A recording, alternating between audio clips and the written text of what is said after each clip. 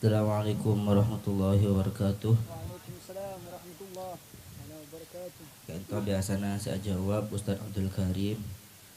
Cuma beliau berpan sakit, berpan songkan. Bila kita doakan beliau menturun tulis saya bisa berkumpul boleh bersama kita Kento.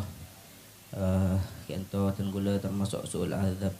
Beliau termasuk guru tenggula timin Dr. Ngaci penyanyar.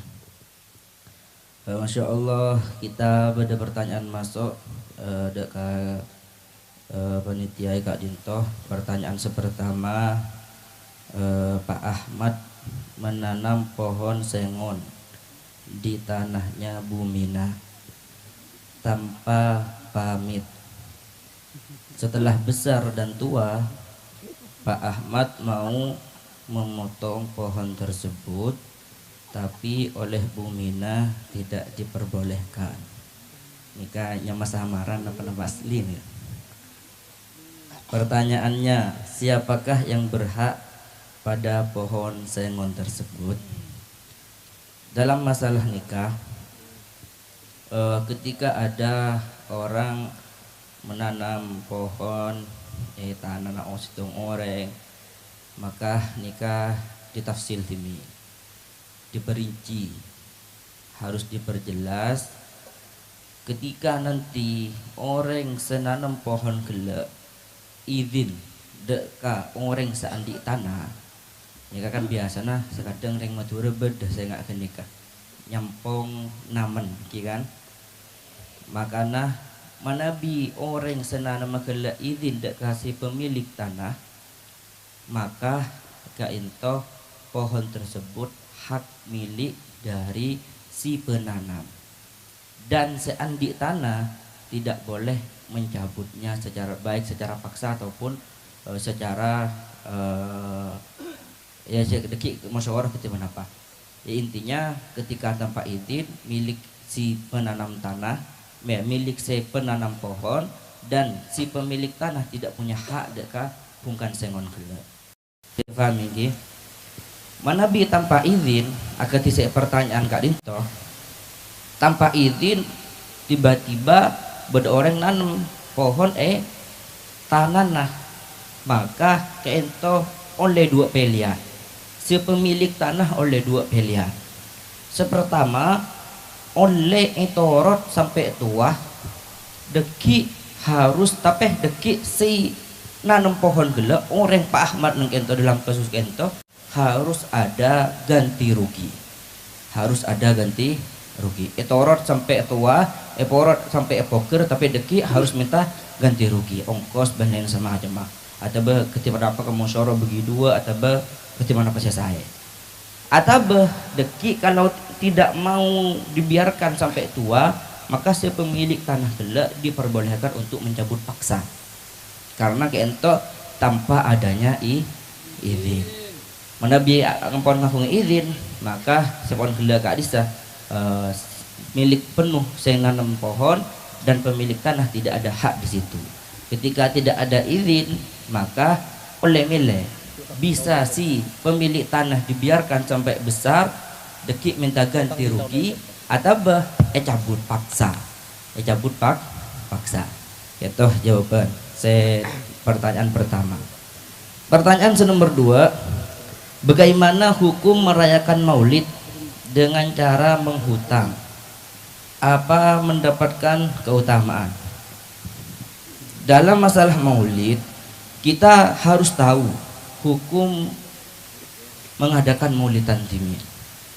Hukumah acara maulidan kento ketiba apa? Makanya para ulama kento dalam acaranya tidak ada yang berani menghukumi sunnah. Jadi acara maulid kento asli nongku, kalau bicara bentuk acaranya kento tidak ada yang berani mengatakan sunnah. Karena kalau nanti dihukumi sunnah resiko. Soalnya sunnah kento adalah hal yang pernah dilakukan oleh Rasulullah. Sedangkan Rasulullah tidak pernah merayakan maulid ngunceng para sahabat. Cetet-cetet sini daki Abu Bakar semua. Cetet tukang masak Siti Fatimah sobung lain. Sobung. Cetet tukang pengumuman daki akas semua. Sayyidina Ali. Rasulullah tak pernah ketika itu. Karena ketoh makana yang benar bagaimana? Maka Sayyid Muhammad itu dalam kitab Mafahim itu beliau ada pemahaman yang harus diluruskan. Dalam masalah maulid itu kita tidak boleh menghukumi sunnah, bahkan tidak boleh menghukumi apa boleh menghukumi wajib. Karena itu tidak ada nas yang pasti baik dalam Al-Qur'an ataupun hadis. Jadi mumpah gula pian nghukumin sunnah, wajar mereka menghukumi bid'ah. Thank you. Karena memang kita tidak punya dalil kalau kita menganggap acara maulid sebagai acara sesunnah. Makanya dalam hal tersebut Sayyid Muhammad memberi arahan harus diluruskan. Maknanya kita guluban pian nikah tidak salah paham dalam melakukan acara maulid. Beliau dalam kitabnya menyebutkan bahwa acara maulid yang kita lakukan setiap tahun, munceng, tetangke, bedah, berkatah, balen semacam seperti yang kita lakukan, itu kata beliau, itu harus dihukumi sebagai adat, harus dihukumi sebagai adat. Adat tereng Madura, mendepak ke bulan Maulid, maka ada acara molodan. Ketika dihukumi secara adat, maka tidak ada dalil manapun yang bisa menentang tentang hal ini. Bahkan dalam kaidah fikih dikatakan adat ini bisa dijadikan hukum, al-adah al-muhakkamah. Bisa dijadikan hukum asalkan tidak bertentangan dengan syariat-syariat Islam. Kalau kita menghukumi maulid sebagai adat, maka tidak ada dalil manapun yang bisa menentang adat. Bisa difahami Timin? Cuma deki adat tersebut akan tetap kita mendapatkan pahala karena isi dari perkumpulan tersebut banyak-banyak faedah. Banyak dalam acara maulodan bacain sholawat, dalam acara maulodan bacain zikir, dalam acara maulodan cerita tentang keutamaan Rasulullah. Itu tetap adat, cuma deki tetap akan mendapatkan pahala. Itu yang harus diluruskan dalam masalah kita mengadakan Maulid Nabi Muhammad sallallahu alaihi wasallam. Kemudian kalau berdasarkan berpegangan dekat hebus kelila, bagaimana cara kalau mengadakan acara maulid dengan cara menghutang, maka nikah apakah tetap mendapatkan fadilah keutamaan? Maka dalam satu hadis Rasulullah nikah ada Abu Makhtuyra Rasulullah sallallahu alaihi wasallam illa ikhtara akhaffahuma. Rasulullah ketika dia beri dua pilihan, maka Rasulullah itu pasti memilih yang lebih ringan, pasti milih lebih ringan untuk dilakukan.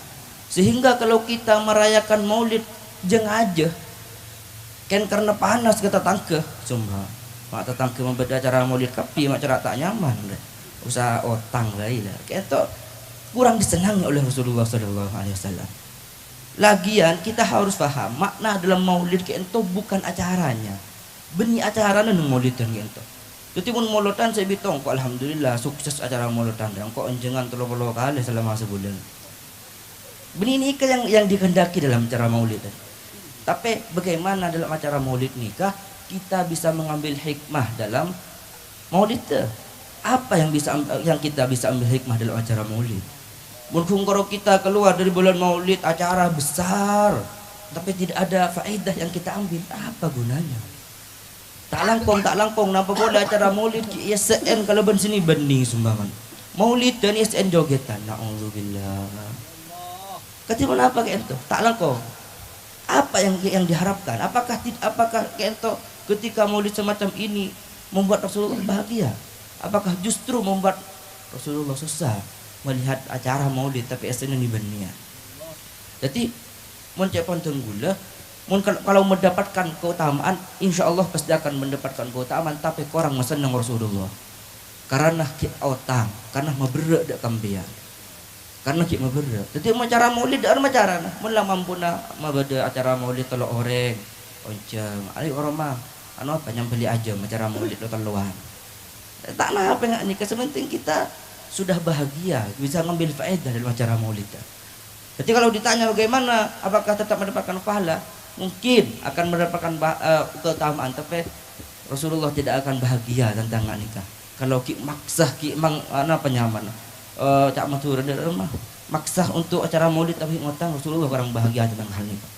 Maka hadirin semoga Allah Subhanahu wa taala jadi kita mungkin kita saya bisa jawab di dan gaulah kurang lebih nah nyuwun pangapura hadza minni wa sallallahu ala sayyidina Muhammadin wa ala alihi wasallam alhamdulillahirabbil alamin.